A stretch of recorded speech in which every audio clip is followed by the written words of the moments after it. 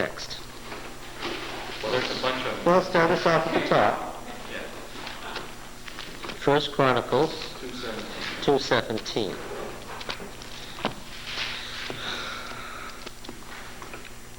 All right. Now, in 1 Chronicles 2, we don't need to get down to 17. We want to read this. Verse 13, right? Jesse, verse 13. You got it? In just a second. Now, this is Jesse, David's father, the great-grandson of Ruth and Boaz. This is Jesse, the clan chieftain of North Judah, right? Jesse was the father of Eliab, his firstborn, Abinadab the second, Shimea the third, Nathanael the fourth, Radai the fifth, Ozem the sixth, David the seventh, and that's far enough. 7 sons is far enough, right? He may have had other sons, but these top 7 are the ones, and their sisters. And he had 2 daughters. The sisters were Zeruiah and Abigail. Now, the sons of Zeruiah were, and all of these figure prominently in the reign of David, Abishai, Joab, and Asahel, 3. All 3 will be important to our story. Abigail, the other sister, seems to have borne only 1 son. At least 1 son by Jether. Abigail bore Amasa. The father of Amasa was Jether, the Jezreelite. May I emphasize this again to you? Ishmaelite is a stroke of the pen wrong. He's not an Ishmaelite. What does the parallel text say? In 2 Samuel 17, that he's a what? That he's a what? Even less likely, an Israelite. There'd be no need to say that any person was an Israelite. And there is no such statement anywhere in the Bible except there. And the translations, the versions make it clear that it's a mistake in the Masoretic text. You've missed this. In both cases, where it says Ishmaelite in one, it's wrong. Where it says Israelite in the other, it's wrong. What should it read in both cases? Jezreelite. 2 Samuel 17:25. You referred us to? 2 Samuel 17 and verse 25.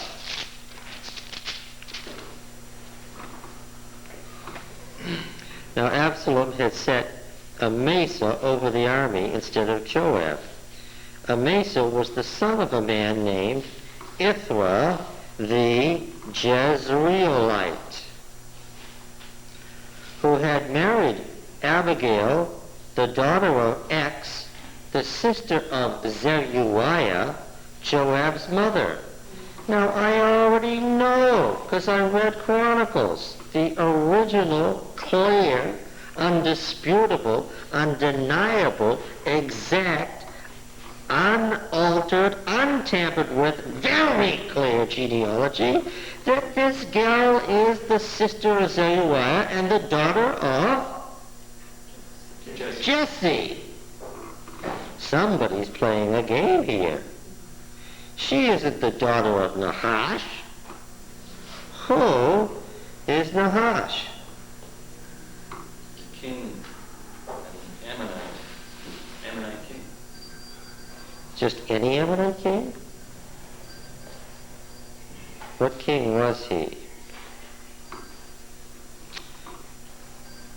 And I think David spent some time with him. Well, yeah, because he was... With the text, I did read All right. that through.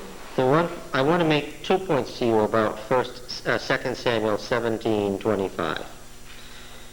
I want you to read the words with me. Now Absalom had set Amasa over the army of Joab. Amasa was the son of a man named Ithra You see the next word? I'd like you to cross it out. And I'd like you to write in above it, Jezreelite.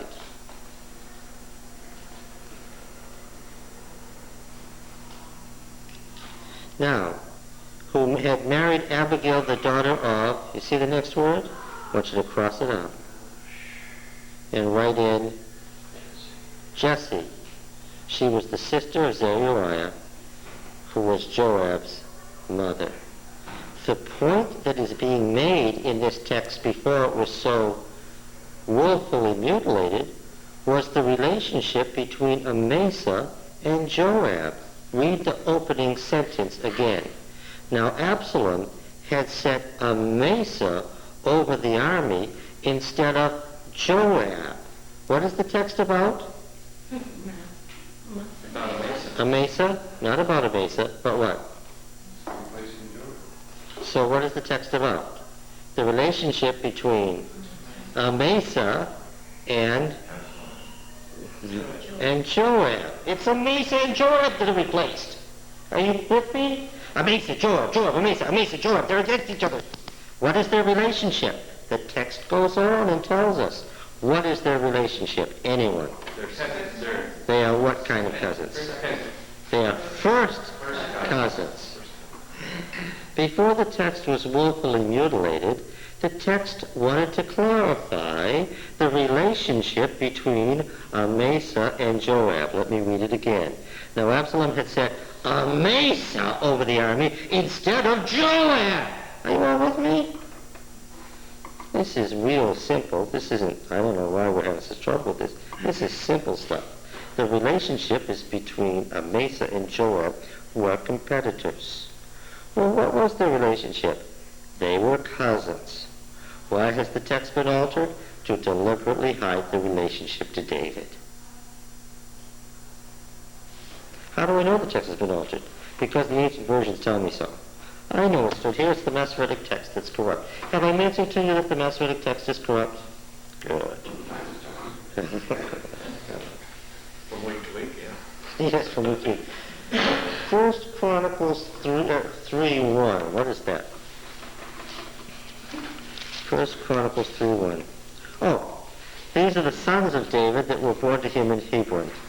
The firstborn was Amnon by Ahinoam, the Jezreelitess. That's Saul's wife. And that's his claim to the throne of Israel. And the second was Daniel by Abigail the Carmelitess. That's his claim to the throne of Judah. The third was Absalom, whose mother was Maacah, the daughter of Talmai, the king of Geshur. So David married as a third wife the princess of Geshur, the country north of Ammon in Transjordan. What was David doing by that marriage? Cementing his ties to, yes, obviously. And so forth. Then the fourth, Adonijah. It will become significant to us, this man Daniel. He's the firstborn by Abigail. His name is Daniel. Okay. What does Daniel mean? My Judges L. Where did David get the name Daniel?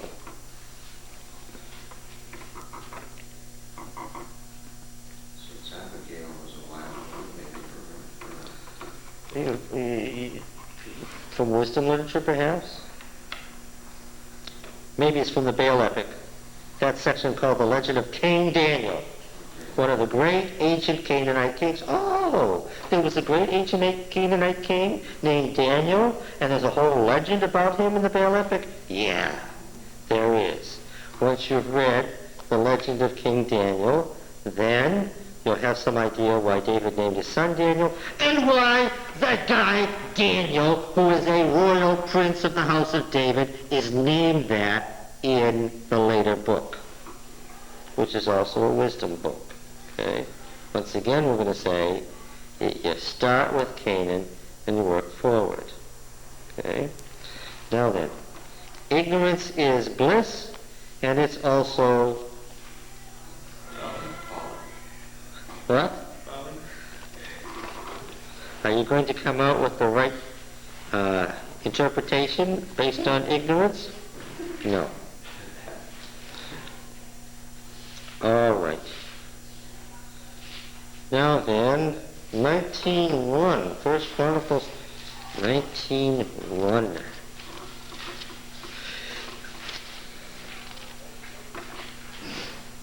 Oh, no, after this, Nahash the Ammonite died, king of the Ammonites died. We better begin at the beginning with this Nahash stuff.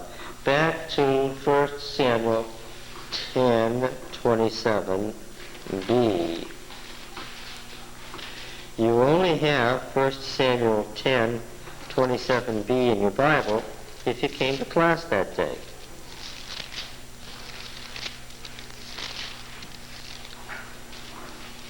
It reads thus. Listen to this. I'm reading from 4Q Samuel A. Do you all understand the sigla? Everyone look up at the board. Tell me if you want. Everyone who understands it, raise their hand. 4Q Samuel A. What does that mean? Okay, Richard, what does it mean? From the fourth Qumran cave. From the fourth Qumran cave. Samuel, I think the AD. It means it was the first one found. They found another one from a different scroll. They'd call it. Does that mean B's later? Found later. It's found later. Does it mean that B is later? Quick. I don't know. No, of course not. If it was found later, does that mean it was written later? Has no relationship. 4Q Samuel B is much older than 4Q Samuel A. 4Q Samuel A reads thus. Now, Nahash, the king of the people of Ammon, oppressed the people of Gad and Reuben. Do you all see that in your Bibles? I'm reading 4Q Samuel A. What does that tell you? You're all looking at your Bibles, and some of you are looking at each other to try to find the place. What point am I making? It's not in the Masoretic text. Don't say it's not in the Bible. It's not in our inferior Masoretic text. Now Nahash, the king of the people of Ammon, oppressed the people of Gad and Reuben extremely. He did not give Israel a savior. And there remained no man over the Jordan whose right eye Nahash, the king of the Ammonites, did not gouge out. But 7 contingents escaped from the Ammonites and entered Jabesh of Gilead. About 1 month later, Nahash the Ammonite went up and besieged Jabesh Gilead, and all the men of Jabesh said to Nahash, 11:1. About 1 month later, Nahash the Ammonite went up, etc. Do you see the words? In 11:1? All right.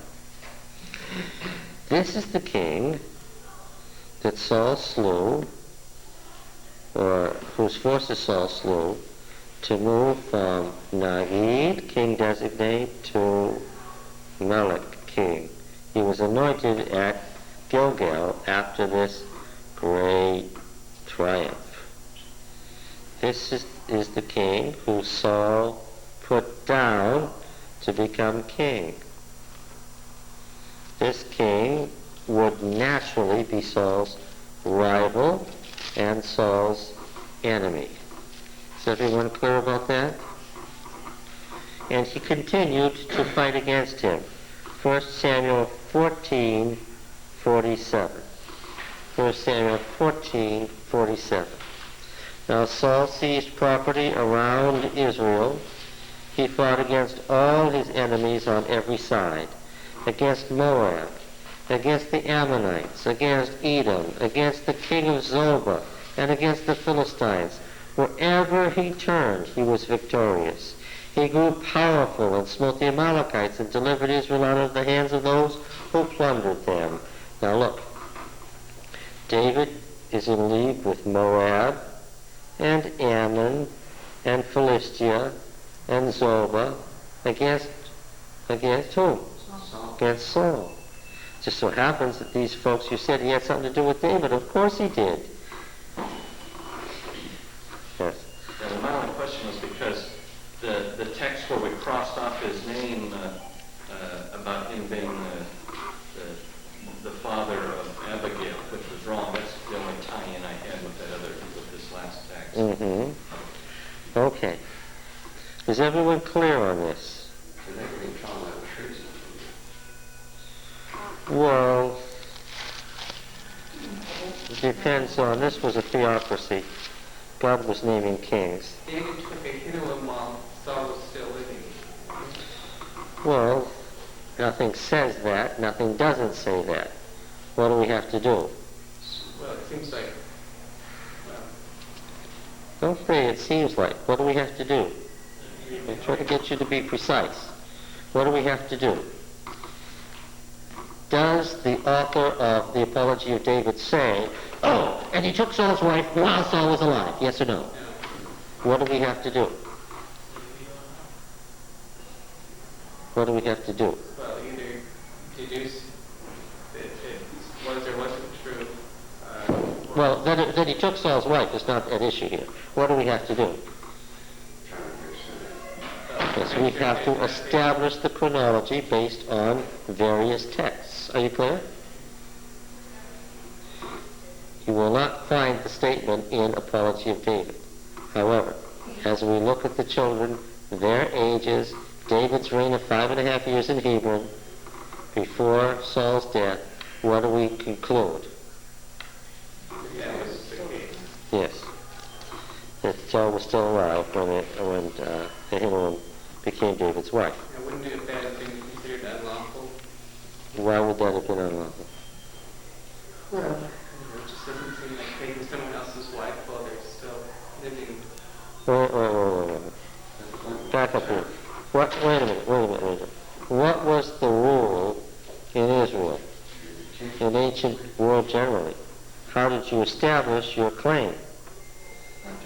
By taking the wife. To say it wasn't lawful completely misses the point. It has nothing to do with that. It was the very way by which you established your claim. Did David have a claim on Saul's throne? Yes. How do you know it? He took his wife.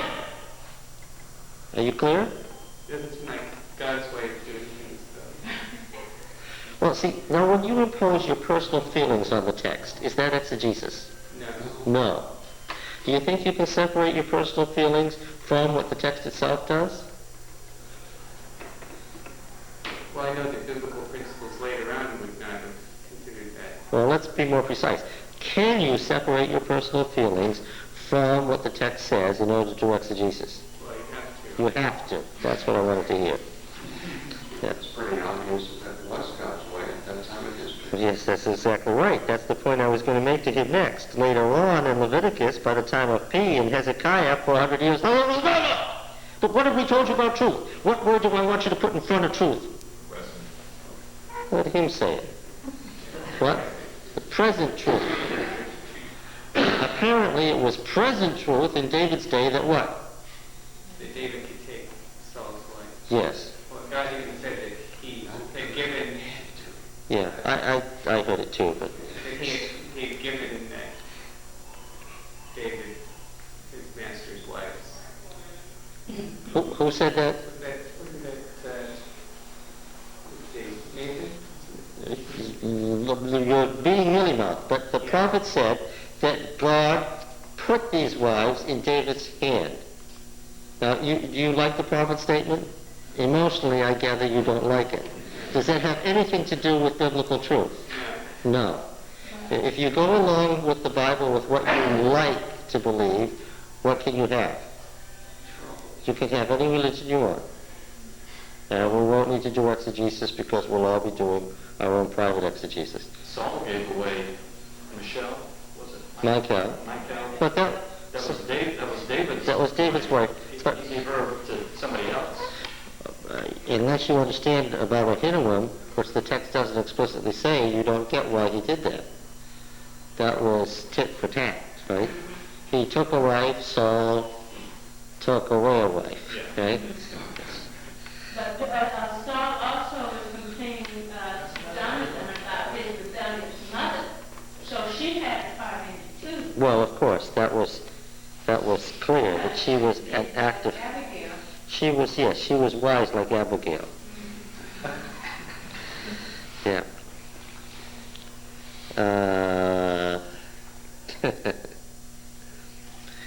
We don't say it doesn't seem like, do we? You derive the facts from the Bible. As soon as you start imposing on the Bible and doing eisegesis, you're going to be into false teaching, right? You let the Bible take you where it's going. You don't decide in advance where it ought to go. Is that clear? Aren't there certain principles that are enduring, though? There's one enduring principle in exegesis. You derive from the text what it says. You do not read into the text what you want it to say. That's an enduring principle. That's the only enduring principle that you can make sure you end up with truth. I think you've given us another one. Well, we had human sacrifice a while ago. No, I mean the other principle, and that is that God eternally is sovereign. Yeah. And God determines what's going to happen all along the way. The other thing is Samuel had already laid out for Israel what was going to happen. That they would be like the nations about them. Yes, and that's the way kings did it. Yes, that's right. Yeah. Is not taking your neighbor's wife an enduring principle? No. No. After all, Sharon, the reason they could pass these wives around was that they were what? They were property. And all through here, they've been treated as what, Richard? As property. I don't think Sharon agrees with that, but that's the way it was, yes. Wise property, yes, wise property. These women too had choices to make. And they chose to be, from what I'm understanding, they chose to be. I think you're right. You see, I don't think that David carried off Ahinoam while she was screaming and kicking and scratching. You understand? I know that Abigail wasn't screaming, kicking, and scratching. She was mourning her dead husband. But she was mourning her dead husband? Yes, until David's messengers got there to woo her as wife. They were wisdom women, but they also sought wealth. They wanted to keep their status. They were royal women, Right. and they acted as royal women. Yes. You're saying that not to take your neighbor's wife might not always be a principle, might be an enduring. Yeah, just like thou shalt not. Well, but what was given on Sinai was a general principle: don't commit adultery. Whether this is adultery or not would be an interpretation of that. Don't covet your neighbor's wife. Okay, I understand, but what if God tells you to take your neighbor's wife? Just like he told Abraham to kill his son. Yeah, but that was a story about why we don't practice human sacrifice anymore. Yeah, that was for a different reason. Now we don't practice human sacrifice anymore. But we ran across text that made it clear that what? Once upon a time, people saw it as their duty, what? To sacrifice children to Yahweh.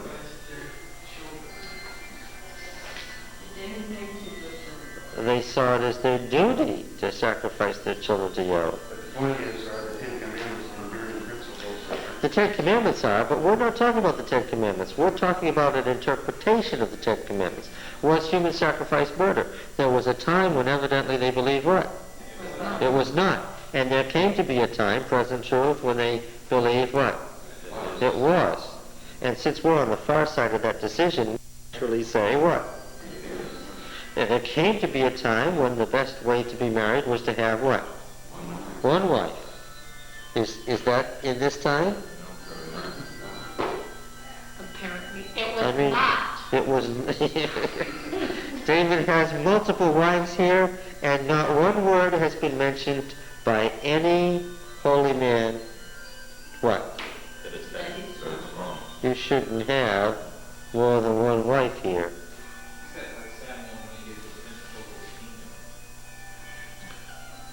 Yes, he should be the husband of, and that lasted all the way through Saul.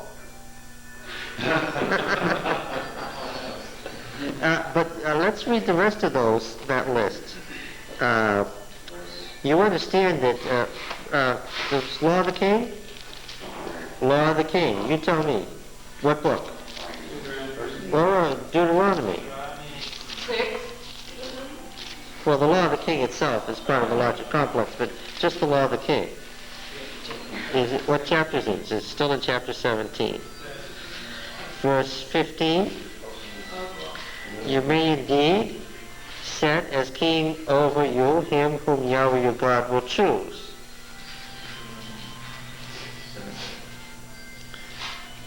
One from among your brethren you shall set as king over you.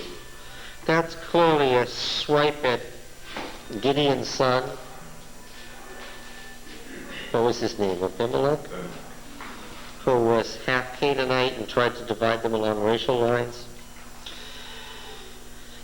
You may not put a foreigner over you who is not your brother, only he must not multiply horses, read chariotry, because horses and chariotry are from the same word, or cause the people to return to Egypt in order to multiply chariotry, since Yahweh said, you shall not return that way again, and he shall not multiply wives for himself, that good for Saul, lest his heart turn away.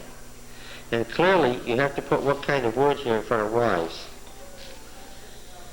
Lest his heart turn away. What kind of wives did Samuel have in mind? Foreign wives. Yes. So David was kind of pushing it when he married the princess of Geshur, wasn't he? And then, of course, Solomon was disastrous on this point. Lest his heart grow. Nor shall he greatly multiply for himself silver and gold. How did that fare? Not even Saul. No, not even. That didn't even make it through Saul's reign, did it? Right? Because we've just read a text that said what? That Saul amassed great wealth. How did Solomon get off? Huh? How did Solomon get off? Well, because by the time Solomon came, there was Saul who'd had a long reign and amassed enormous wealth, and there was David who'd had a long reign and amassed even more wealth, so that Solomon what?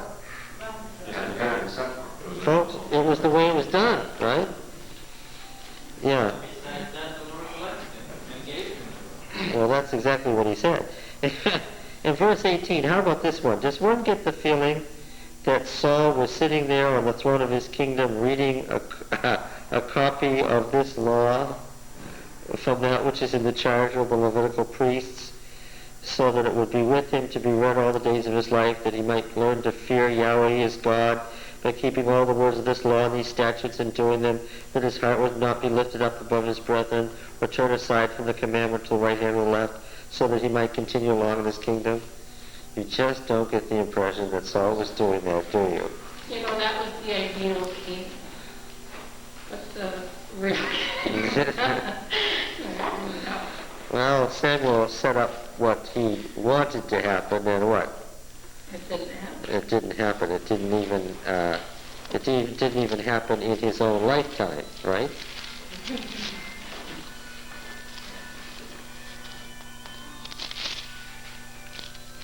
Okay.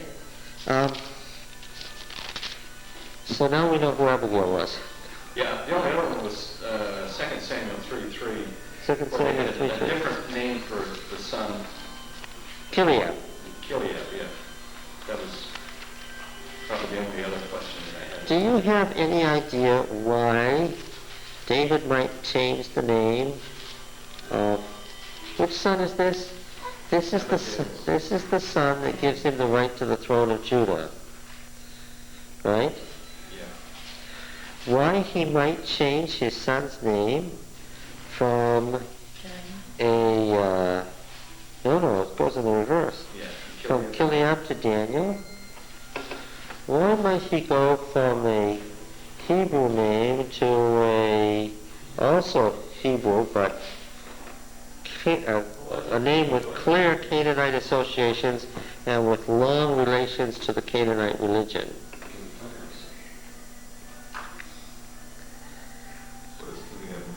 Huh? No, that's going to misconstrue the issue. I don't want to talk about the meaning of the two names in relation to each other. I want to talk only about this: that one of these two Semitic names has associations with the Canaanite religion. It is the ideal Canaanite king. Why would David do that? Would David do things like that for political reasons? Why would he name the heir to his Judean throne after the name of the ideal Canaanite king? He wanted to purely link his son's young name, well, the positive attitude of the Canaanites in his empire and those around. Do you think David might have made any change toward the Canaanites in his empire vis-a-vis Saul's attitude toward them? Well, it's a leading question, isn't it? The question presumes the answer. We will discover that David took a very different attitude toward the Canaanites than did Saul. Well, after all, he rose up on Canaanites. Yeah. And he knew where his strength lay. David tended to make those who weren't Hebrews, Saul tended to make those who weren't Hebrews slaves or enemies, right? Or dead. Or dead, yes. David, partially because of Saul's manner of dealing with this, did what? He would take them in. After all, his capital was what? A Canaanite city. His temple was built on a Canaanite shrine, and the planning for it was done by his friend, the Phoenician king, after a Canaanite model. Does that give you any hints? We'll get there. Kileab and Daniel are the same person. Good of you to notice. Okay. Any other details? Isn't this fun? All my questions are answered. Millions of Bible students would have no idea what you're talking about. But I guess most people just wouldn't think about it, knew anything about the Bible. God told David he was going to be king, and he became king. Well, without ever thinking that, wow, there were power blocks and power struggles. See, God's ancient people weren't like us today. They didn't develop political rivalries and power blocks and stuff. They just, whenever God's will became known, they just did it. All politics in the church. No, there were no politics within the ancient church. Just back to the statement you made about Samuel wrote down what he thought king ought to be like in the law. But that was inspired, we have to say. Right? It wasn't just his idea. Just like the Ten Commandments were inspired, but how many folk have followed them? Samuel, when he called the assembly back together and anointed Saul, you can tell that he had done everything he could to limit this event. But nevertheless, what? He still felt what? Yeah, God told him to go ahead and do it, but he still felt what?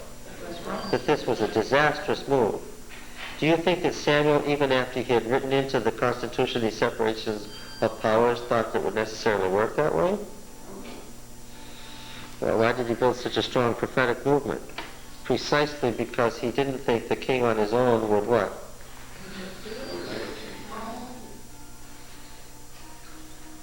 Yeah. But he knew that by establishing that as the legal norm, his successor prophets could what? Could appeal to that as the law. And as late as the last king of Judah and Jeremiah, his ill-fated descendant, what do we have? Jeremiah still what? Saying, that's the law. Yeah. Can you take a second to review with us Samuel's lineage? I mean, his father wasn't a high priest. No, but he was of the priestly family. He was a Levite. And the problem with Samuel's father is Samuel's father is named in two ways. One, by where he lived, right? And two, by what his family was from. In 1 Samuel 1, we find out that there was a certain man of Ramathaim Zophim of the hill country of Ephraim, whose name was Elkanah, the son of Jerachmeel, son of Elihu, son of Tohu, son of Zuph, an Ephraimite. Okay? So that clearly says he was an Ephraimite, right? Is everybody clear on that? Well, he was only an Ephraimite by regent. We could say he was an Ephraimite in what sense? That he lived where? He lived in Ephraim. Yeah. In 1 Chronicles 6,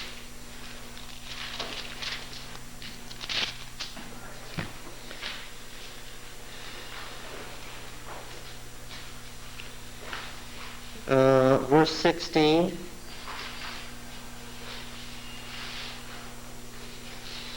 do you see the sons of Levi?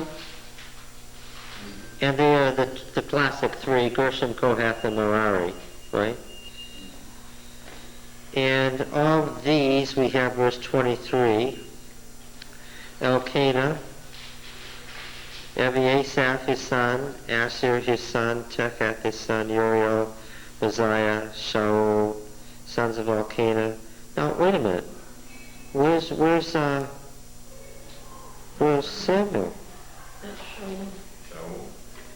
Yes, of course. Remember? Do you remember that the other name for Samuel was Saul? Ooh. And verse 28, the sons of Samuel, Joel his firstborn, his second Abijah. Okay? And how do we know these people? Why do we love these people? Because who are they?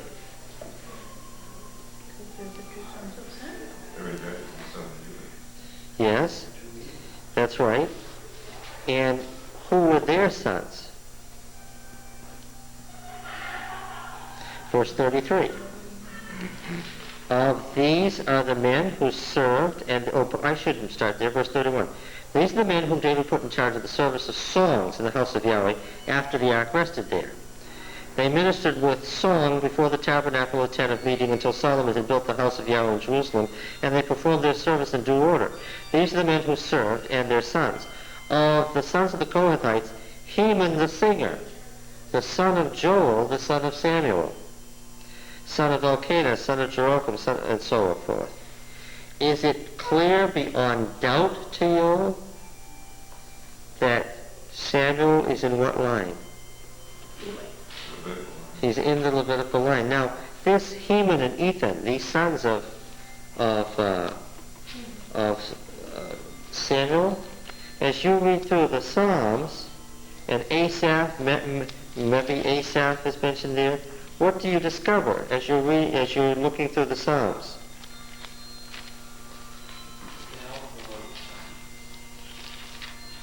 Well, who are they addressed to, many of these Psalms? Or who are their superscription authors in many of these cases? Are you all aware of what I'm talking about? The Psalm collection as we now have it has all kinds of superscriptions and subscriptions and references, right?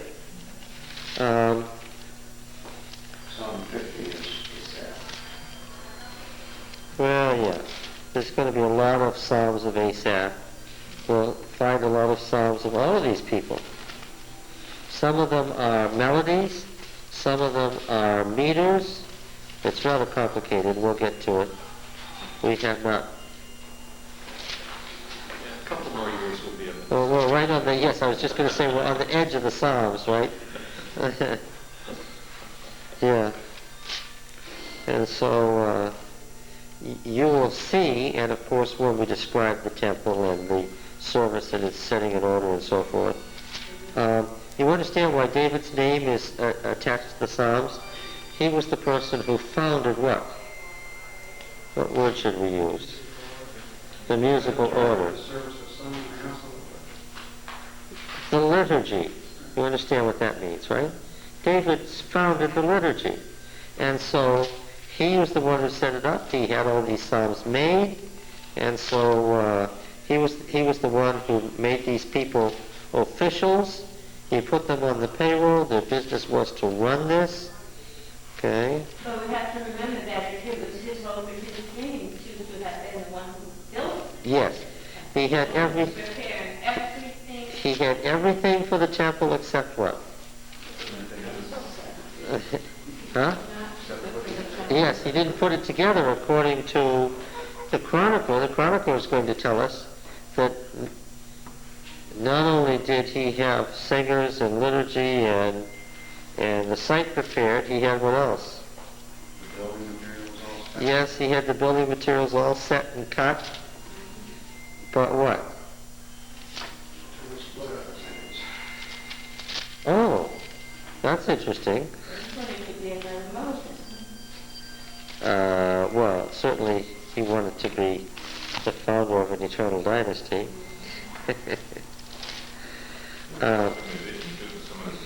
You will soon see that the family of, now this is not surprising, is it? These guys who, number one, ran the liturgy, and number two was the warden of the temple, Samuel's grandsons, soon intermarried with the priestly family. Is that a surprise? Well, of course not. So that by the time you start tracing it down, Jeremiah can claim as his ancestor both Moses and Samuel. That's important to who he is and why he got chosen. Right, but that's where I want to review Samuel's. Jeremiah really established was the man lineage, but I didn't see how Samuel. Yeah. And of course Samuel did something that I want to remind you of in this Constitution. What book is that again, Pete? That's Deuteronomy.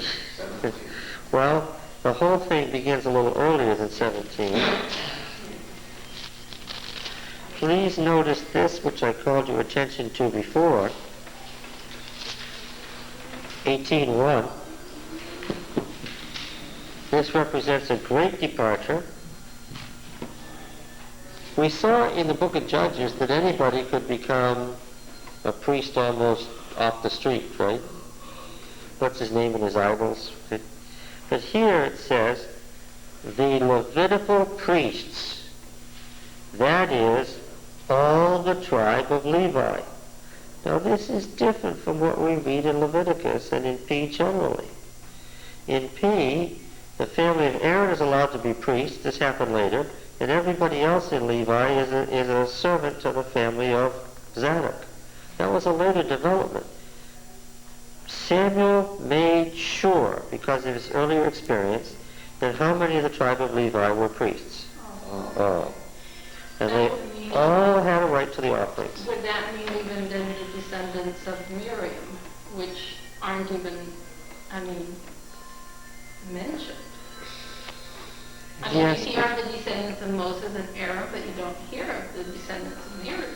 Now, Miriam's descendants would be, their role would be determined by who she married.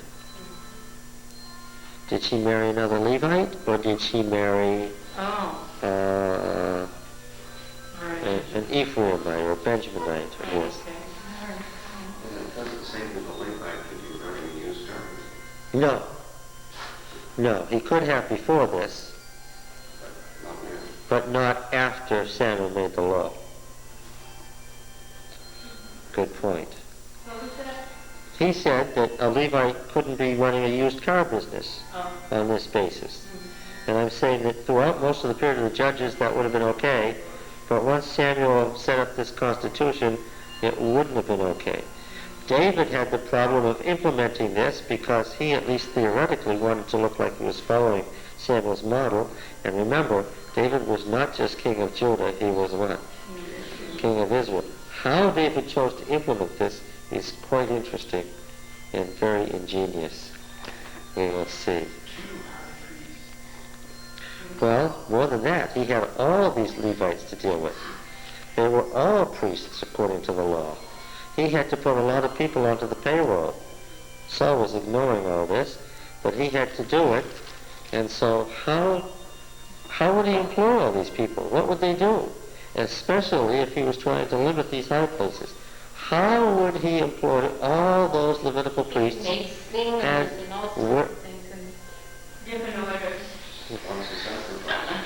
Well, I'm not going to give it away. You already did. I did not. You haven't guessed it, and I'm not going to tell you either. I'll figure it out. Well, all you need to do is read ahead. It's not a secret. You have a Bible too. So, getting on. Let's see. Where are we here? And was there anything else before we?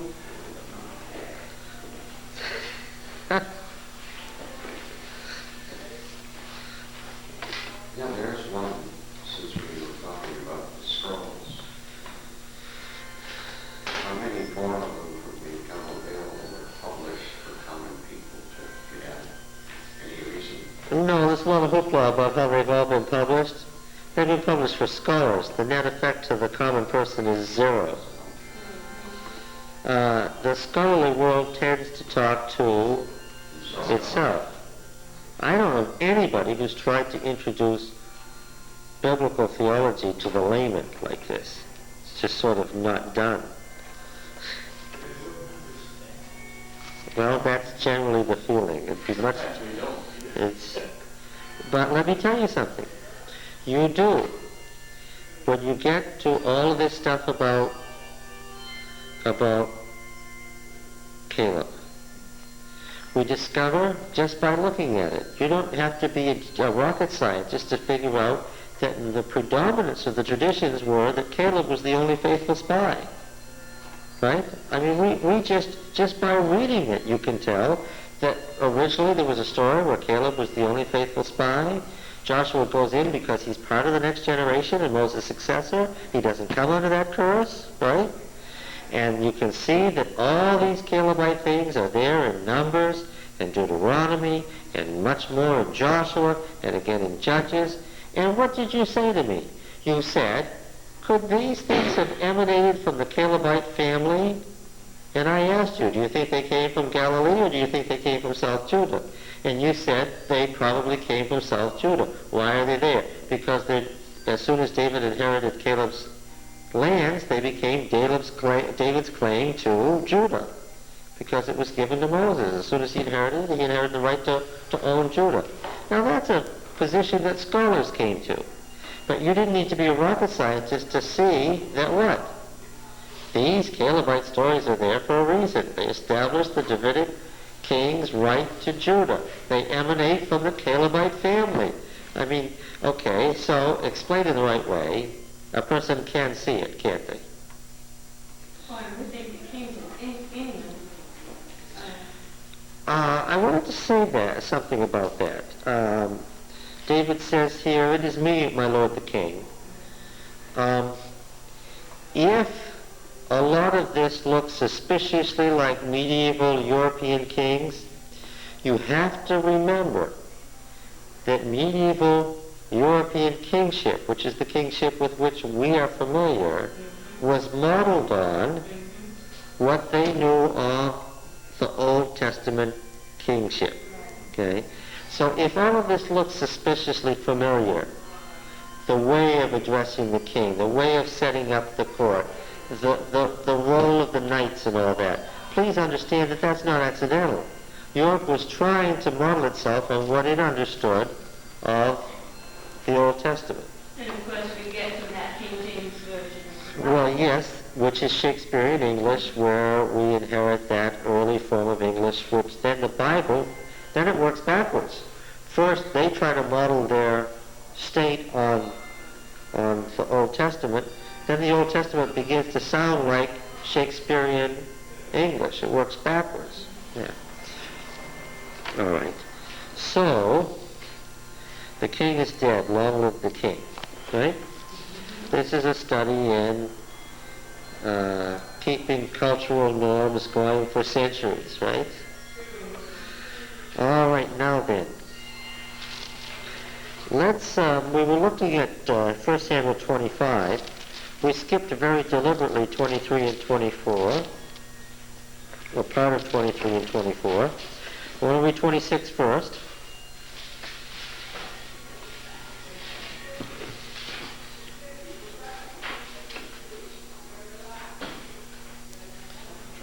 All right.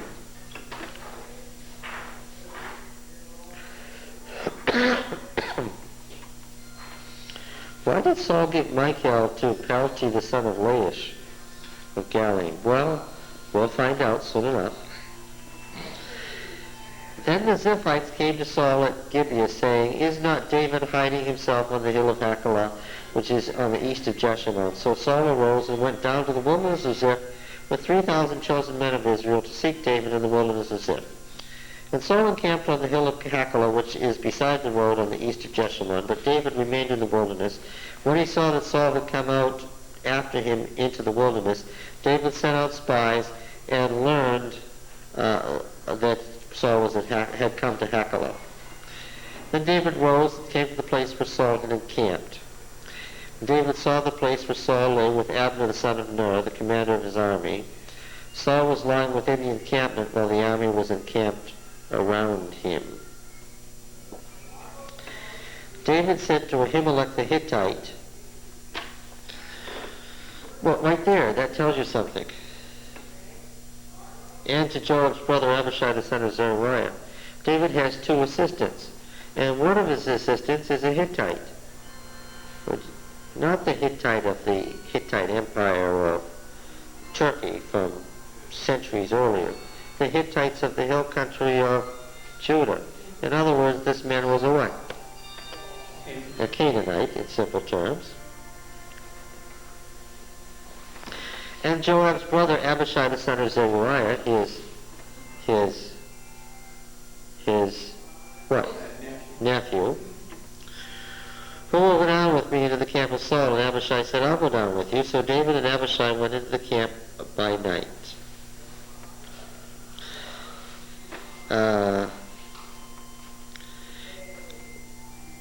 It says, and Saul lay sleeping on the ground, although the Septuagint says that the sleep of Yarrow was on them. Uses that same term. Actually, coma would be a better term. It's what God put Adam into when he took Eve out of Adam. It's what he put Abraham into in Genesis 15 when he made that covenant. The Deuteronomic, that's the D form of the covenant. It's one of the few pieces of D that we find in Genesis. Anyway, it's not a natural sleep. Do you understand? They're comatose because God has made them so that David could go down there. Abishai said to David, God has given your enemy into your hand this day. Now therefore let me pin him to the earth with a single stroke of my spear, and I'll not need to strike him twice. But David said to Abishai, don't mutilate him.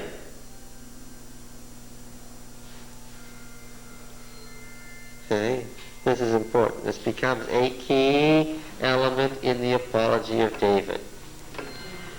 Don't mutilate him. For who can put forth his hand against Yahweh's anointed and be guiltless? David says, in a most pious manner, because what is the whole point of the apology of David? David did not, what? Kill Saul. set across in enough ways.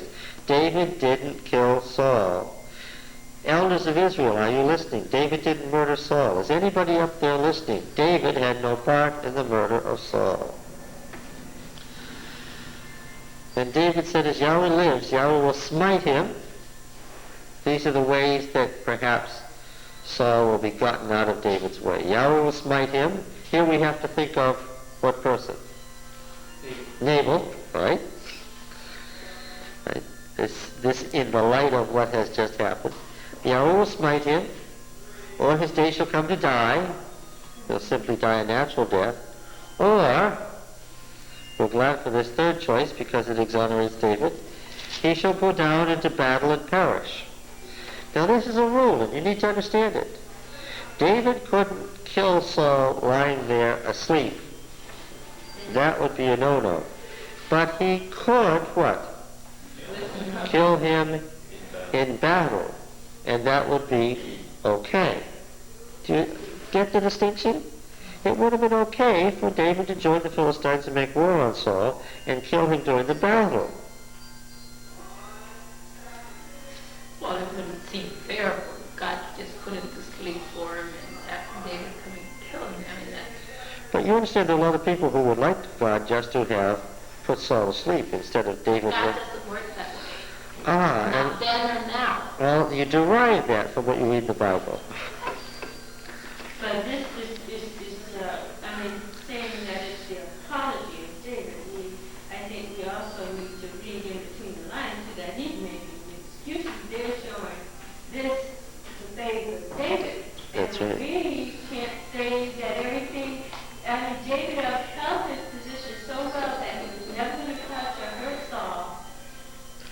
That's true. What the apology... It also puts God in this favorable light. It's true. It does. It puts God in a somewhat unfavorable light in leaving David out there being chased around by Saul. I might point out that what this is drifting toward is a civil war between the tribes of Yahweh and Yahweh's kings. Right? And that Yahweh's tribes and Yahweh's kings, drifting into this civil war, in central Palestine as they are located, are dragging their pagan neighbors into this war with them.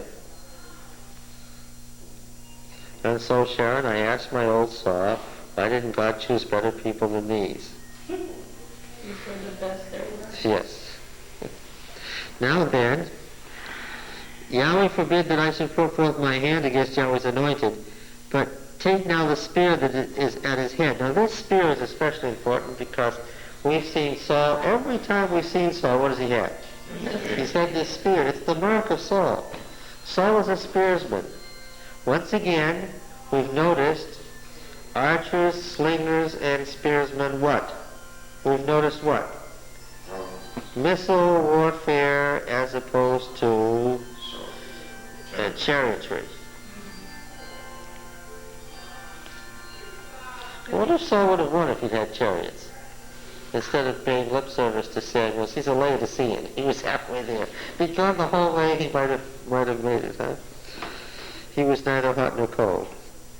Well, the jar of water and the spear.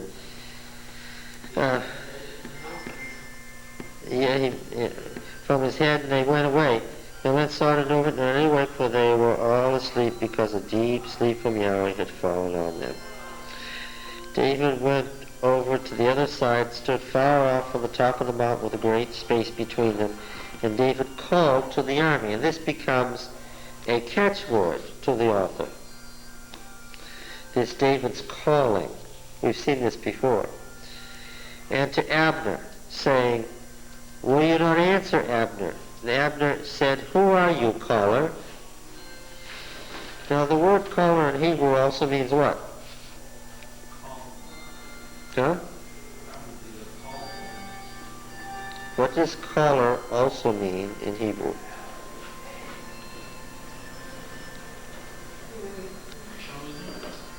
No. One who calls. Caller is a what?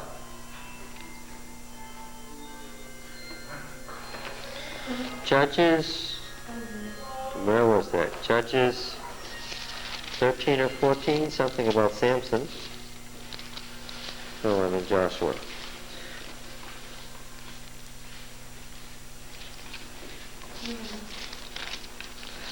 Judges 15. Well, that was close. Verse 18.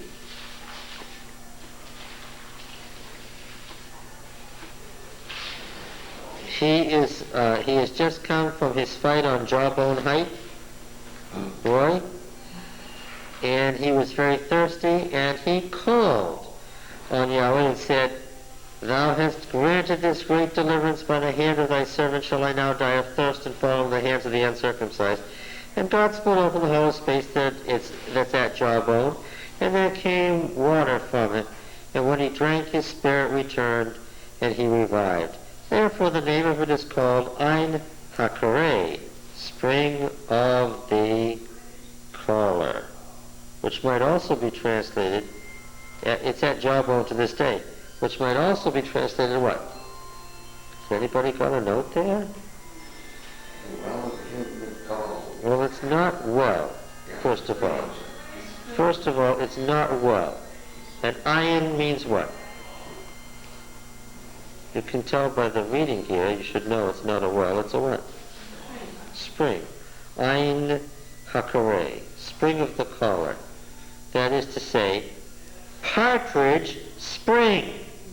Does everybody know what a partridge is? Is there anybody here who doesn't know in English what the word partridge means? It's a little fowl, like a quail or goose, that is hunted and eaten. And the caller was the name of the partridge. Now, I don't know whether this spring was actually named Spring of the Caller because of Samson. It's more likely that it was named Partridge Spring. Why? Because the partridges, drank from it and, of course, made their noises there, and so it was called Partridge Spring.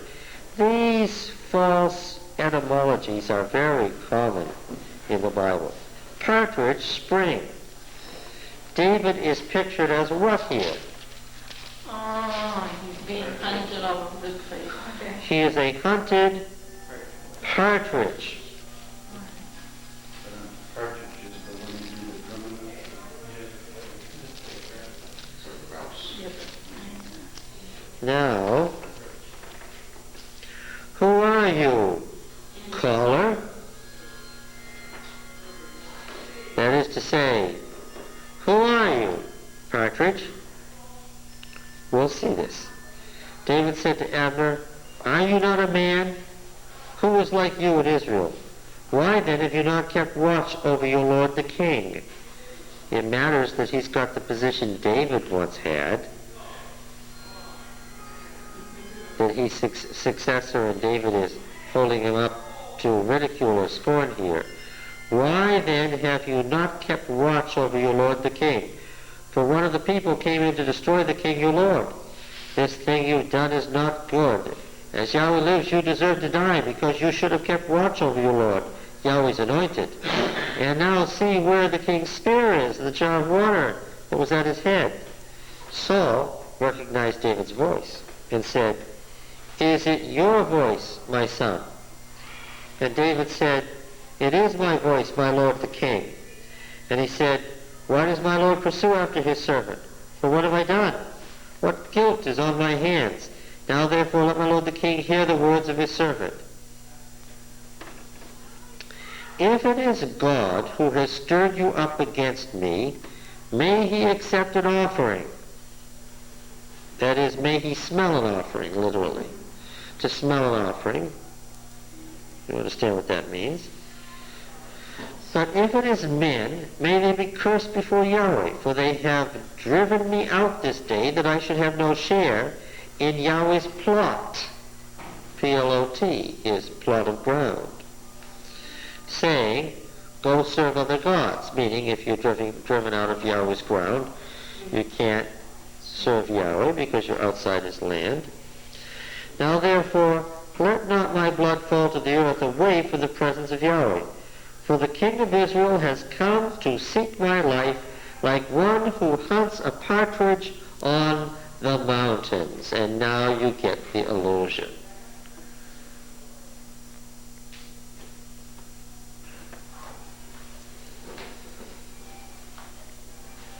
To seek my nephesh.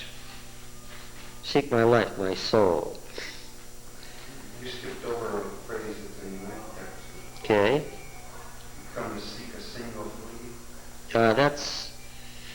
That is a Masoretic text corruption. Just strike it out as the corruption it is.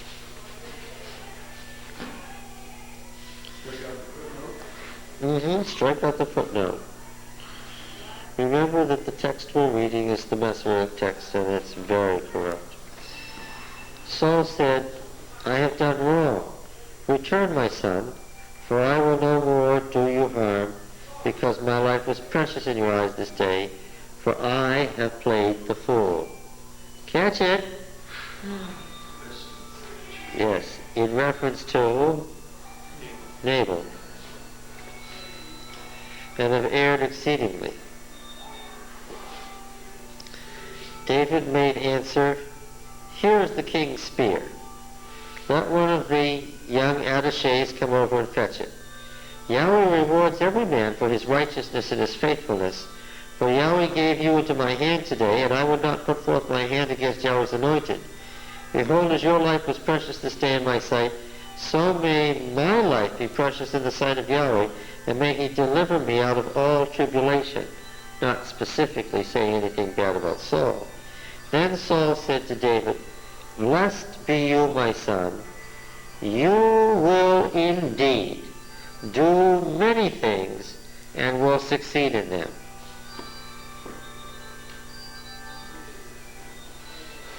What Saul says is, You will indeed be king. well, but he doesn't exactly say that. He's not willing to say that. He's just willing to say... That later on he does. No, he never says that. The later story, which is modeled on this one, makes Saul say a whole lot more than he obviously was willing to say. You will indeed do many things and will succeed in them. Back to the second verse. Verse 2. 3,000 rather than 3 contingent, so that's a different word there. It is not. It is the same word, contingent. As it is very, very, very unclear where along the way Saul or David fleshed this 10-person military contingent out into something that eventually became 1,000 men. We know that by the time of the empire, by the time David had a full-blown empire, when it says 1,000, it means 1,000. Somewhere along in here, the word is going to change its numerical meaning.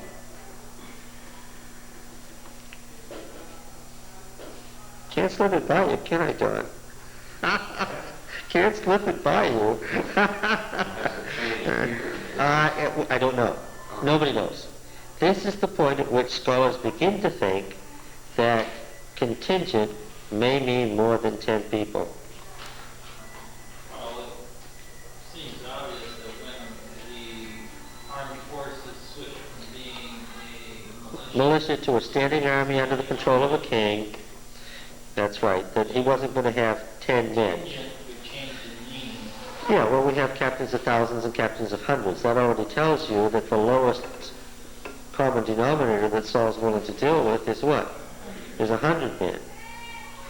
I realize that we're talking about David's apology, so they're trying to make him look good. But wouldn't it have been just very normal for David to say, the Lord has given Saul to me, and he's put a cone on him, and he's put him into a cone, so I take him and do it? There would have been, at least technically, no fault to his simply dispatching Saul, killing him right on the spot. Why David chose not to do that is very obvious to me.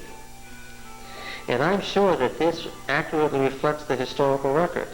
Why didn't David just kill Saul then? For what? For political reasons.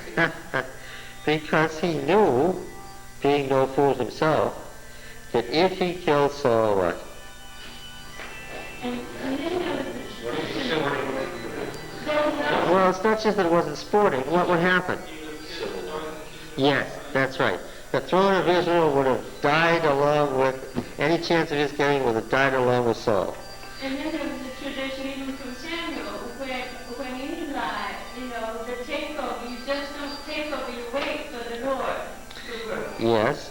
And But and you can tell, like, from Samuel. yeah, that's true. But he's saying the Lord worked right here. And I'm saying that David knew that if he just blatantly killed Saul, he would never see the throne of Israel. And David, I have to tell you, David isn't like you and me. Nobody here is going to be president. Because you have to really want it and plan your whole life around the idea that what? If this story in 1 Samuel 16 is to be believed, David is planning to be king from when? From the time he's like an early teenager. He's planning, and all his family unit is scheming to make him king. And if you get that idea in your mind that he's somebody from that knight's class, that where kings would arise from, that he's always had this in his mind, then you can understand why he didn't kill Saul. But he didn't really have that idea before he was anointed, or he did have that idea? This is a good question. Why does God choose some people? I don't think I'll be cursed with becoming a prophet, basically because what? I don't want to be. Now, all the prophets say they don't want to be, but what? Then they do a remarkably good job of being prophets afterwards, right? Well, who actually really didn't want it, that's true. But, Elijah prays that Saul will do something, that the Lord will do something about the corruption of Ahab's court. And then God comes and anoints him as a prophet and sends him to Ahab's court. There's a certain inevitability about that, isn't there? He's the one who's upset by it, so what? He's the one that God chooses. He's the one who In other words, God works on the world with humans, for humans. By humans. He doesn't get, in other words, he put Saul to sleep, but then he was also expecting David to use his brain, which he gave him also. Maybe he really had a different plan for all this. No, I don't know. Well, I can see that what David reasons right here in the chapter is that either God will smite him, his day will come to die, or he'll go down in battle. And that David hasn't figured out that those are the ways that he's going to go, but those are the ways that he's going to have to go, that one way he can't go is what? Is me killing him. Mind you, he was in David's territory. David could have killed him, then, right then and there, he would have been free to set up a Judean kingdom and would have had a fine little kingdom for the rest of his life. Right? He already had that in his hand. But God had anointed him king of Israel, not Judah, so he had to think about that. See, it wasn't good enough, was it? That's what I'm saying. God, he expects us, he puts things in our way. The very fact that this had to be written is the best witness we have to the fact that was there great sensitivity about David's role in relation to Saul. They were tremendously sensitive about this, and the fact that they had to go to such length to say that he didn't have any part in it, you can only imagine what would have been the case if anybody could have proved that he did have a part in it, or if he himself freely admitted, yeah, I killed him. Would there have been any chance? No. The other thing is that, he was establishing a precedent for what happens to one of the Lord's anointed, and he knew that he was an anointed. Yes, that's right. And of course, this became the European model, didn't it? You didn't kill the king. You don't kill the king. And that's why European kings would never give sanctuary to anybody who killed a king in another country. Why? Because it's bad practice to encourage king killers. And they got that from the Old Testament. And you have to think that Samuel taught David well and taught David a lot more than they think he did just by anointing him. Because you can see that David is here trying to carry out what Samuel And to a certain extent, these are the machinations of people who knew each other, knew of each other. They're now interrelated. This is, unfortunately, a country has leaders, right? And the rest of us, what? The rest of us go along for the ride. That's why you pray for the leaders, isn't it? And that's what's happening here. Back to verse 2 again about the numbers there. At this point, we know that David had an army of at least 600. Yes. So Saul would have had more than 350. I mean, He didn't go there with 30 men. no, That's why most scholars say that the meaning must have changed already. Saul didn't go with 30 men to attack 600. no. Good point. Right. Now, this last statement in the chapter. So David went his way, but Saul returned to his place. This is it. Now we're going to jump back and read the preceding chapter because I've told you the preceding chapter is based on this one. But this verse is it. David and Saul never see each other again. Understand? This is it. And that's what is the import of the verse. Chapter 27:1, David said in his heart, I shall now perish one day by the hand of Saul. There's nothing better for me than that I should escape to the land of the Philistines. Then Saul will despair of seeking me any longer within the borders of Israel, and I shall escape out of his hand. This gives Saul as the cause of David's next action. And no doubt Saul was one of the causes of David's next action. But you'll notice I said he was one of the causes. It wasn't merely that he was racing around from Saul. He goes over and becomes a vassal to the Philistines. May I point out that Judah, from all that we've seen, already was vassal to the Philistines. His coming to the Philistine king indicates he's coming in what role? As a vassal king. He's coming with a claim in hand. What claim is it? And he's coming, by the way, with considerable wealth now to the Judean throne. Now, David as a madman, lately escaped from Saul, is one deal, but David as a client king of Judah is what? Is quite a different deal. And how do the Philistines greet that? Well, you. Yes, well, what is it you wanted again? We can do that. Now, I see again that David has a plan in mind. Call it plan, call it scheme, depends on how you think of David, but he didn't go there just saying, Saul's going to get me, I better run to the king of the Philistines. Now, he had a plan. The Philistine king greeted him with open arms. He said, well, why should a humble servant like me live here in the palace with a great king like you? Why don't you give me one of your outlying cities, one of the border cities between your country and my country, and that way I can look after your interests and my interests and so forth.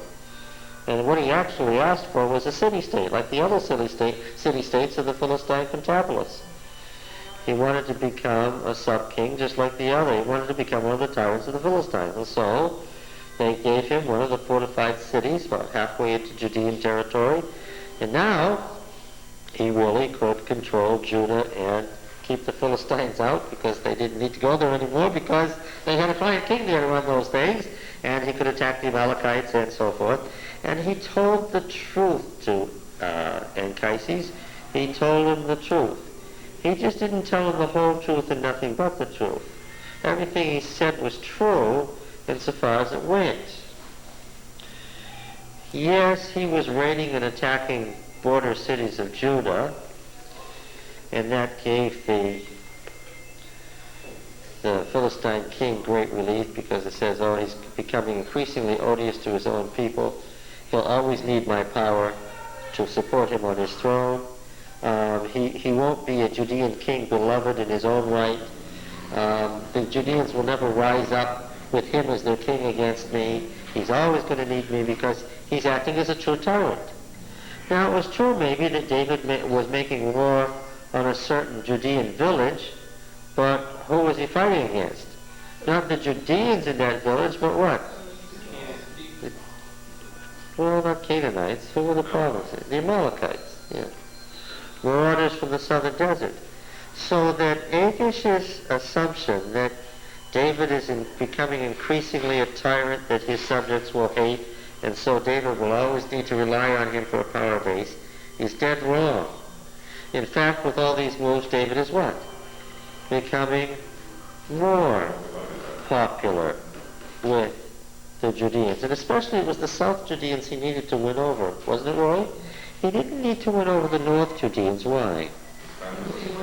That was his family's domain. It was South Judah that he needed to win over. And that's why he didn't ask for one of those cities on the border with North Judah. No fool he. He asked for what? The area where he needed to buoy up his power, get his IOUs out, defend his southern border and strengthen it. David is practicing being king of Judah, right? And as a vassal king, why, he contributes his increasing power to whatever the Philistine Pentapolis needs. One of the things that David needed from the Philistine Pentapolis and would need in the future was a strong Philistia that liked him. Why would he need that? Because there's a road. What's the name of the road? No. Via Maris. And where does it go? It goes to Egypt. The 1,000-mile-long unified culture of Egypt. The greatest culture of the ancient world, able, whenever there was a strong king, to create huge, massive armies that could overrun Canaan whenever they wanted to. David's policy was clear. What did he want? He wanted a unified, well-developed Philistia as what? As a buffer. And the Egyptians never challenged him in his lifetime. Right? They accepted a number of runaways from his empire, political enemies, that they gave house arrest to. Do you think the Egyptian pharaohs loved David? I'm sure they despised him, but what? We will see that David had a number of Egyptian officials in his court, and that he created a number of posts that were Egyptian posts. David will model his government after the Egyptian model. Okay? But David knew that there, just beyond Philistia, lay Egypt. David had no intention of destroying Philistia. Now, if he is to become king of Judah and Israel, what does he know someday Philistia will have to be? Huh? They will have to be vassalary to him, but they will also have to enjoy sufficiently good relations that what? That they'll want to be. Yes. He has a number of goals to achieve here, right? Beware of Hebrews bringing gifts.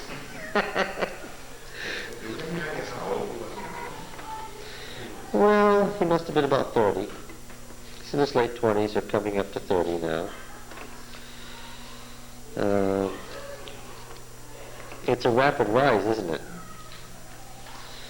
Let's look at this passage in 24.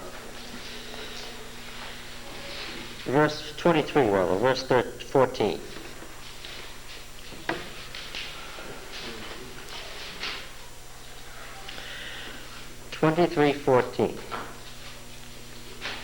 David remained in the strongholds in the wilderness in the hill country of Ziph. And Saul sought him every day, but God did not give him into his hand. And David was afraid because Saul had come out to seek his life. David was in the wilderness of Ziph at Horish, and Jonathan, Saul's son, rose and went to David at Horish and strengthened his hand in God. He said to him, "Fear not, for the hand of Saul my father shall not find you. You shall be king over Israel, and I shall be next to you. Saul my father also knows this, and the two of them made a covenant before Yahweh, and David remained at Horesh, but Jonathan returned home. Then some Ziphites went up to Saul at Gibeah, saying, Does not David hide among us in the strongholds at Horesh on the hill of Achalah, which is south of Jeshimon? Compare this to 26:1. Now come down, O king, whenever you desire to come down, and our part shall be to surrender him into the king's hand. And Saul said, May you be blessed by Yahweh, for you have had compassion on me. We talked about why the Ziphites would have disliked David's taking over Calebite patrimony. He says in verse 22, Go investigate, know his place and where his fount is, who has seen him there, for it is told me that he is very cunning. So therefore take note of all the lurking places where he hides, and come back to me with certain information. Then I will go with you, and if he is in the land, I will search him out among all the thousands of Judah. That's the militia, right? And they arose and went to Ziph ahead of Saul. Now the story picks up again in 24:2. Then Saul took 3,000 chosen men of all Israel and went to seek David and his men in front of Wild Goats Rocks. See? So there's an insert. They went ahead of Saul, and Saul's following them. And verse 24:2 says, Saul came with these men and sought David at this certain place. So what's the insert about? Well, since it seems to interrupt the story, let's see what it says. Now David and his men were in the wilderness of Maon in the Arabah south of Jeshimon. Do you see that as a beginning? Can everybody who reads see that this insert has a beginning? Once upon a time, 24b says, once upon a time, David and his men were in the wilderness of Maon. It's an insert, folks. I can tell it in two ways. Number one, it interrupts the story. The people went ahead of Saul. Saul was right behind him. And Saul doesn't show up behind him until 24:2. And number two, the insert begins, once upon a time.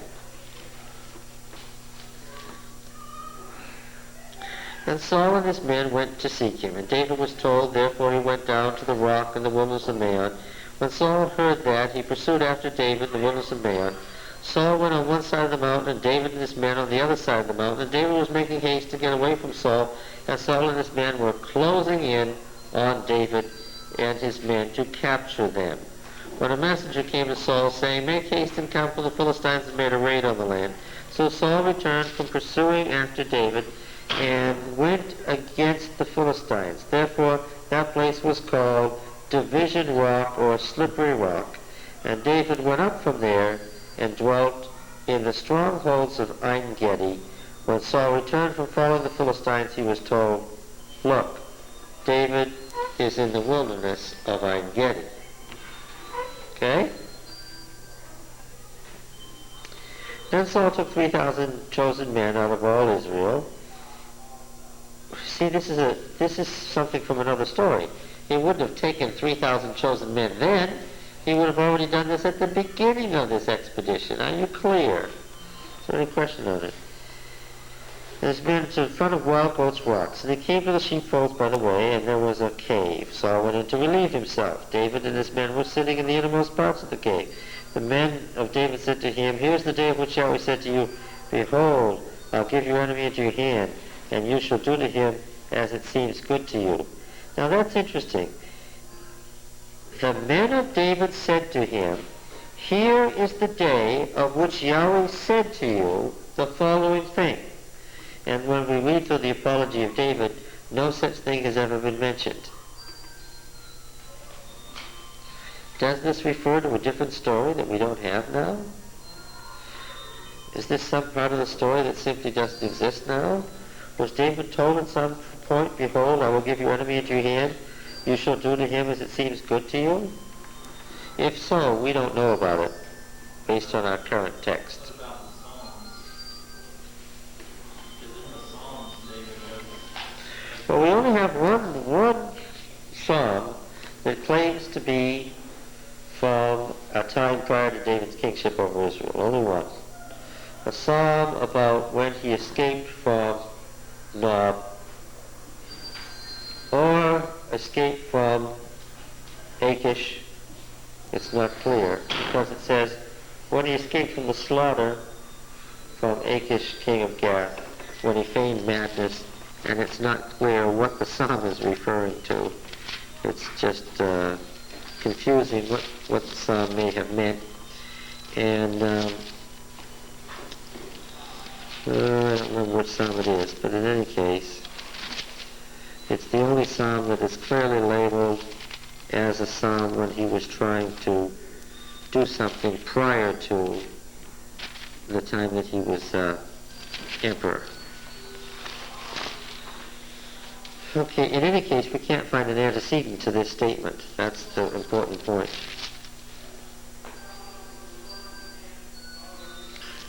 All right?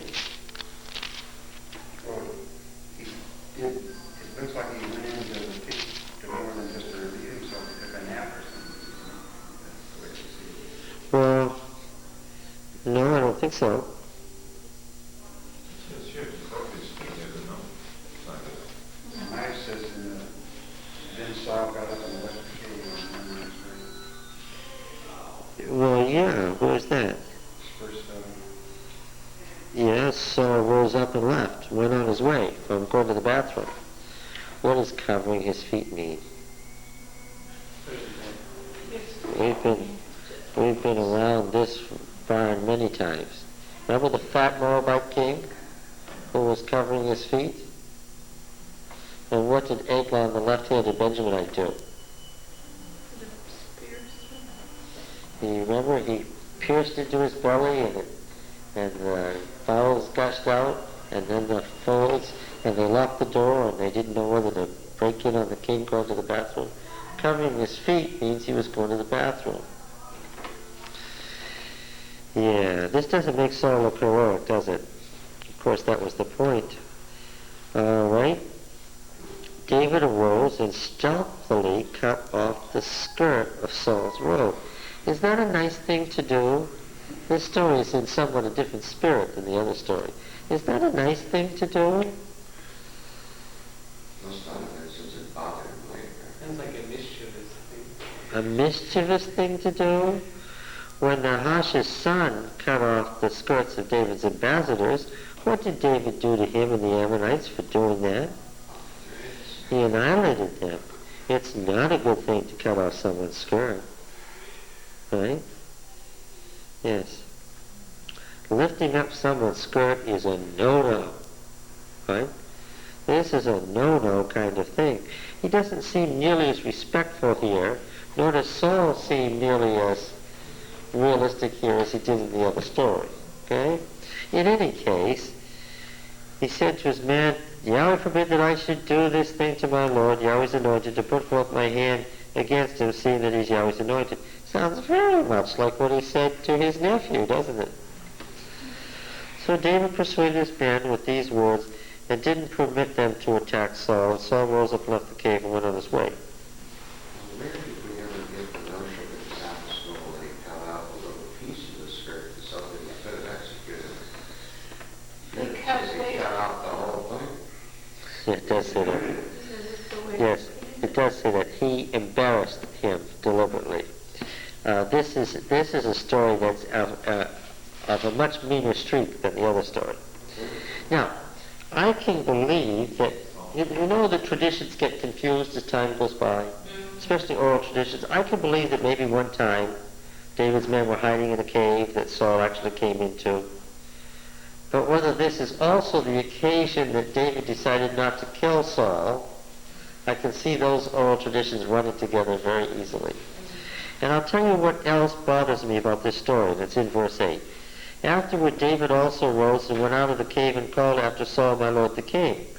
Now in the other story, they come in the middle of the night, they take the stuff, and they go to an opposing mountain peak across a great ravine. And David calls out, and he knows he's safe. Why? Yes, they can't get to him in the night. He's over there, and if they tried to get to him by the time they got there, what? He'd be long gone, but what's the picture here? Saul goes out of the cave and David follows him out and addresses him. If that had happened, what would have happened? We wouldn't have this story, would I? We read about Saul. And Jonathan is the next king of Israel. Because his men were all in the cave, they had been trapped. Of course, you would never, if you had your men in the cave, indicate that you were in there. Unless they went out the back door. But see, those caves don't have back doors. You roll a great stone over it like Joshua did, build a big fire in front of it, and smoke them all to death. It's not the thing that a military man would do to reveal himself in a cave. And what I think has happened here is very simple. I think that an accurate memory of David and his men being trapped in a cave where Saul actually came in has gotten confused with a memory of David challenging Saul about why you're chasing me around in the wilderness anyway. And the two have gotten run together into an implausible story. All right, well, and when Saul looked behind him, David bowed with his face to the earth and did obeisance. And David said to Saul, I can understand why the author of David's apology would include it. It makes David look so obsequious. Why do you listen to the words of men who say, behold, David seeks your hurt? Look, this day your eyes have seen how Yahweh gave me into your hand in the cave and bade me kill you, but some bade me kill you, and I spared you. I said, I will not put my hand against my Lord, for he is Yahweh's anointed. See, my father, see the skirt of your robe in my hand. Now Saul looks behind him and sees his bare buttocks, you see. And I didn't kill you. I know and see, from what I know of Saul, if he had his skirt missing, how would he have reacted? Know that there's no wrong or treason in my hands. I have not sinned against you, though you hunt my life to take it. May Yahweh judge between me and you, that Yahweh avenge me upon you, but my hand shall not be against you. As the proverb of the ancient says, out of the wicked comes forth wickedness, but my hand shall not be against you. After whom has the king of Israel come out? After you, whom do you pursue? After a dead dog, after a flea. That's where it came from. It's a corruption of the other story from this story.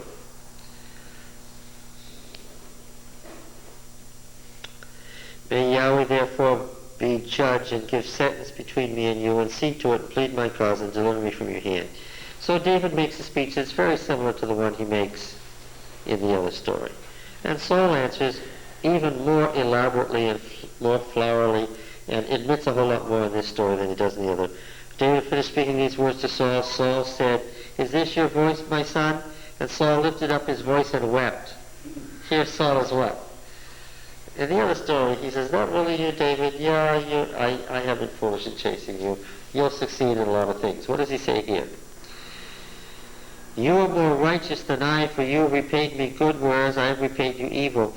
And you have declared this day how you dealt well with me, that you did not kill me when Yahweh put me into your hands. For if a man finds his enemy, will he let him go away safe? So may Yahweh reward you with good for what you have done to me this day. And now behold, I know that you shall surely be king. What is it that Saul said in the other story? He wishes David well. He says, you'll indeed try many things, and what? You'll be successful in them. Is that admitting anything about his own throne? The one thing that Saul was loath to say was what? That he would ever lose the throne of Israel to David. These words are words that were attributed to Jonathan. All right, and now behold, I know that you shall surely be king, and that the kingdom of Israel shall be established in your hand. Swear to me therefore by Yahweh that you will not cut off my descendants after me, and you will not destroy my name out of my father's house. I recognize those words. That's the covenant deal Jonathan made with Saul. And what has happened here, Roy, is that we have Jonathan saying, you're going to be king, and my father knows it. And that has been transferred into whose mouth? Into Saul's mouth in the first person. You're going to be king, and I know it.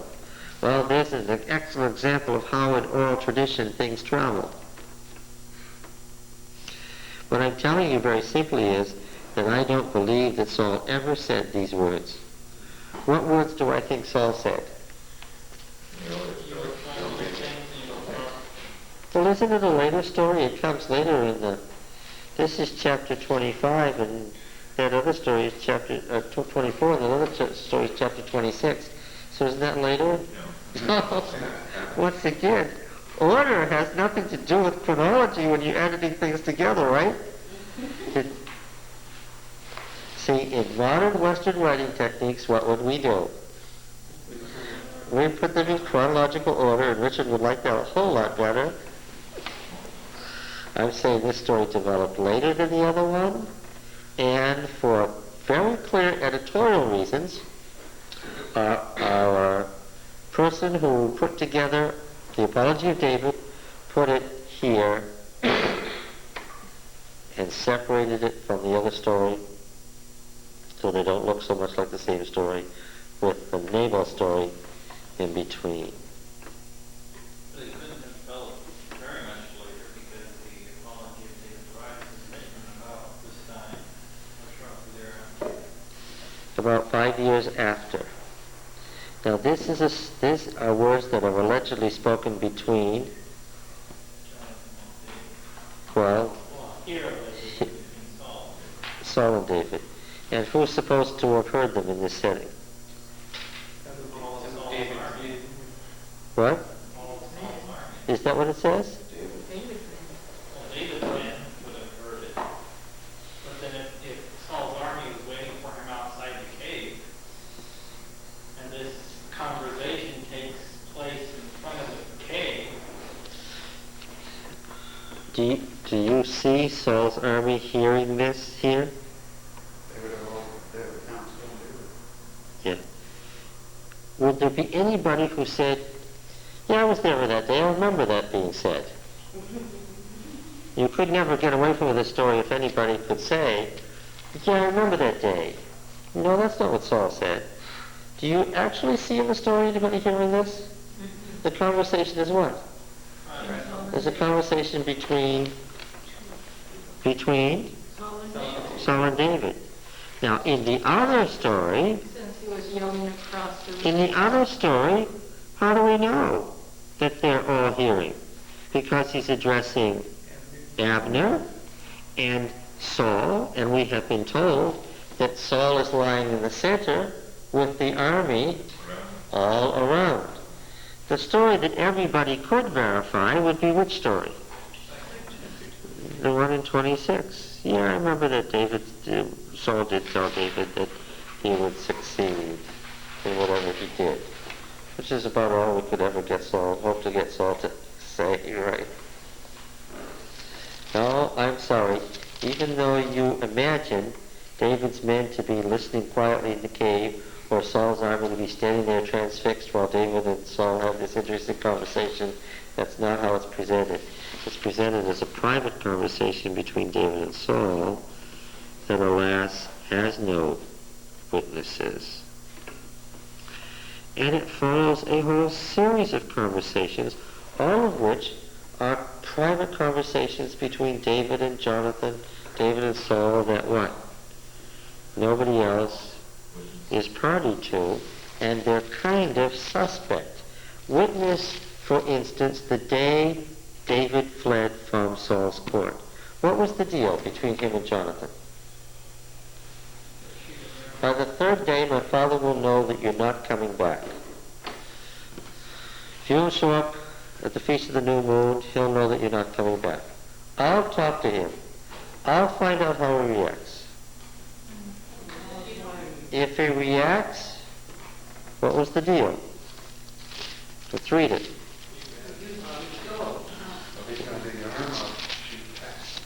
What was the deal?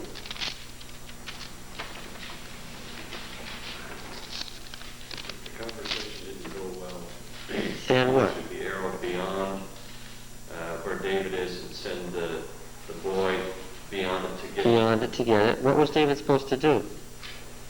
Just stay hid until late, dark or whatever, and then flee. And just flee. Let me see, where is that?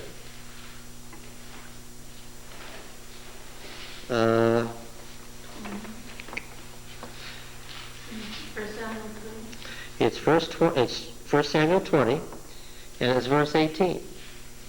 Then Jonathan said, tomorrow is the new moon, and you'll be missed, because your seat will be empty, and on the third day you will be far gone. Go to the place where you hid yourself when the matter was in hand, and remain beside yonder stone heap. I'll shoot an arrow to the side of it, as though I shot at a mark. And look, I'll send the assistant saying, go find the arrow. If I say to him, look, the arrow is on this side of you, take it, then you to come. For as Yahweh lives, it is safe for you, and there is no danger. But if I say to the youth, look, the arrow is beyond you, then go, for Yahweh has sent you away. And as for the matter of which you and I have spoken, behold, Yahweh is witness between me and you forever. Jonathan says that as a summation statement under the assumption that he may not what? He may not get to speak to David again. Now what actually happened? It says, verse 35, in the morning Jonathan went out to the field to his appointment with David, and with him his little assistant. And he said to his lad, run, find the arrows which I shoot. The lad ran, and he shot an arrow beyond him toward the city. When the lad came to the place of the arrow which Jonathan had shot, Jonathan called after him and said, is not the arrow beyond you? Jonathan called after the lad, hurry, make haste, stay not. So Jonathan's lad brought up the arrow and came to his master. But the lad knew nothing. Only Jonathan and David knew this matter. Now that's the end of the story. With that arrow shot in that manner, what Jonathan said, David is what? Fleeing. Is fleeing. That's the end of the story. But then we have this. Verse 40 says this. And Jonathan gave his weapons to the lad and said to him, go, carry them to the city. As soon as the lad had gone, David rose from beside the stone heap and fell on his face to the ground and bowed 3 times, and they kissed one another, and they wept with one another exceedingly. Then Jonathan said to David, go in peace, for as much as we have sworn, both of us, in the name of Yahweh, saying, Yahweh shall be between me and you, and between my descendants and your descendants forever. So what is appended is a private conversation about a deal, a covenant between Jonathan and David. And the only person who could witness to such a covenant was David. Why? Jonathan was dead.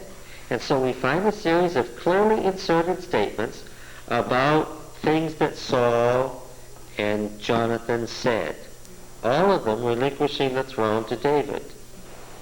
And The rough draft went by David's throne, right? what? Oh, yes. That's you want to repeat what you said? Okay, well, the apologist sent the rough draft by David's throne. The apology of David wasn't written by some good guy who just thought, boy, David's a nice guy. I feel sorry that folks just don't like him as well as they should in the Northern Kingdom. I think I'll write something nice about him. How did it get written? This was an official document. This was an official document. Of course it was an official document. David commissioned it. Yes. And he said the rough draft went by David's throne, meaning what? That he approved what was written. Well, not only approved, but what? Added a few of these. There were certain things that clearly are inserts that are intended to strengthen the case by saying, no, there was a deal between me and the house of David, and the house of Saul. David may be the only one who knows it, but he's determined what? That it's going to be in there.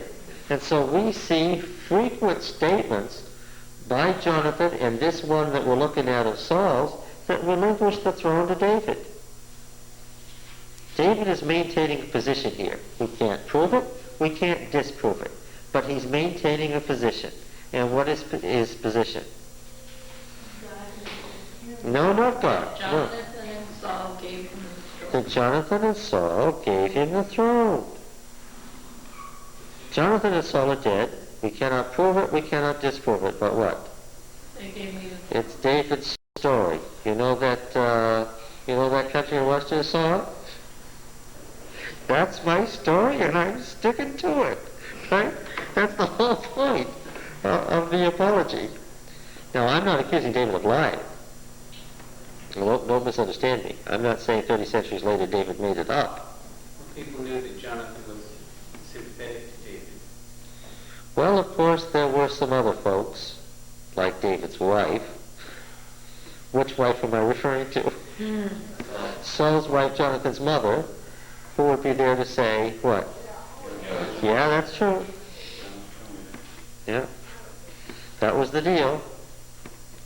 And of course, David didn't let go of this very easily. When he brought the ark to Jerusalem and he had control of Jerusalem and the elders of Israel finally came and said, well, we'd like you to be king, what did he say?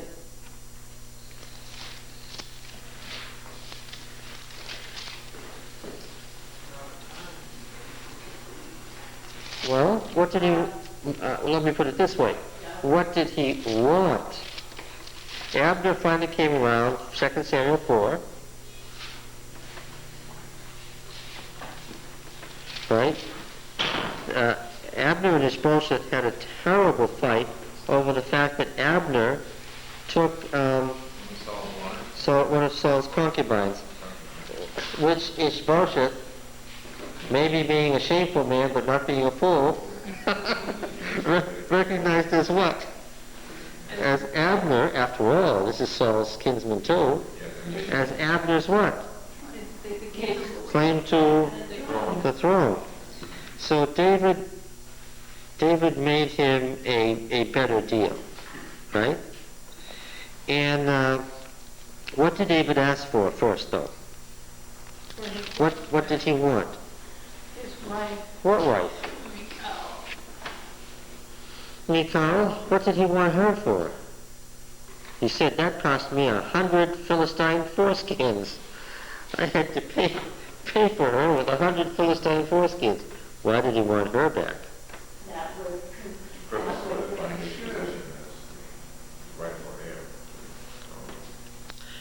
Well, you can see that some might have said that his marriage to Saul's wife was a little shady.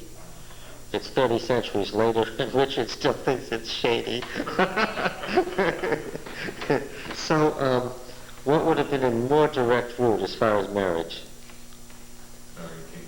Marry the wife who was, after all, his first wife, and I can see what was going to happen there. What was he going to do? If he married her, what? Remarry her, and what? Have a child. This child is what? This is the heir of Saul and of David. So what? This kid can be king with full legitimacy of Israel and Judah. Nobody can be mad about the house of Saul because he's the heir of the house of Saul and of the house of David. And what David had first was 2 kingdoms, each of whom he was king of, and whatever their relationship was touchy. But what he hoped to have was what? He really, when we talk about united monarchy, and that's not a correct phrase, but he really hoped what? That he would have a united monarchy. And look at 2 Samuel 6.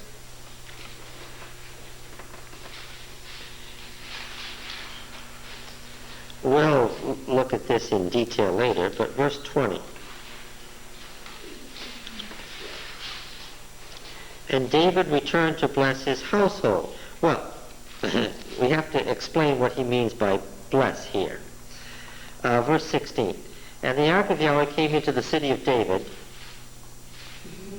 What city was it? What city was it? Jerusalem. But it was what? The city of David. Do you understand? It was hid, just like the Psalms were what? They were the Psalms of David. Don't think he wrote them all. Right? We've dismissed that fundamentalist nonsense. He didn't write them all, but what? They were all what? His. He didn't build Jerusalem. He didn't create it, but what? It was his. All right. As the ark came in the city of David, Michal, the daughter of Saul, looked out the window and saw King David leaping and dancing before Yahweh. Now, despite her mother's role, despite Abigail, the sister wife's role, at this point, Michal would have been what? Queen. The real queen. However, an interesting thing happened. She despised him in her heart. She'd been moved around by kings one time too many. She was happy with the husband he forced her away from. And they brought in the ark of Yahweh, set it in its place inside the tent which David had pitched for it. And David offered burnt offerings and peace offerings before Yahweh. And when David had finished offering the burnt offerings and the peace offerings, he blessed the people in the name of Yahweh of hosts, and distributed among all the people, the whole multitude of Israel, both men and women, to each a cake of bread, a portion of meat, and a cake of raisins. Okay. Now remember what I told you about these raisin cakes? Fertility. Fertility. Why did Anak give raisin cakes to Baal?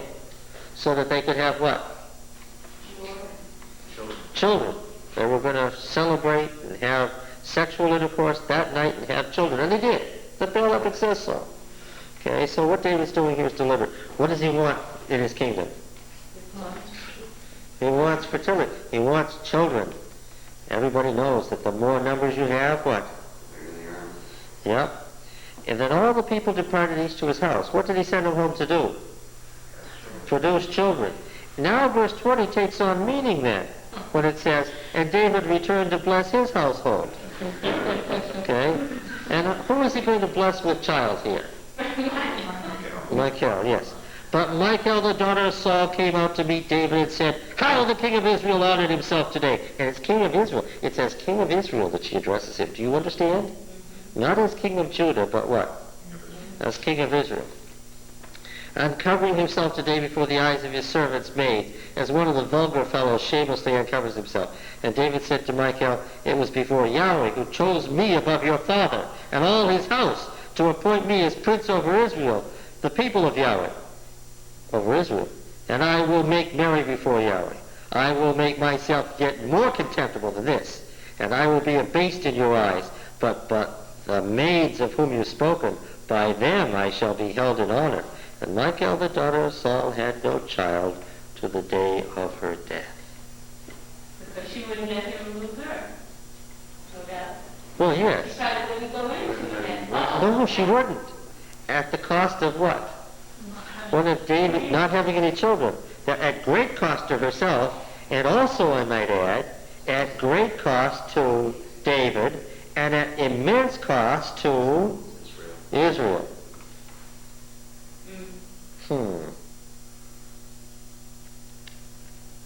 Queens should be more cooperative.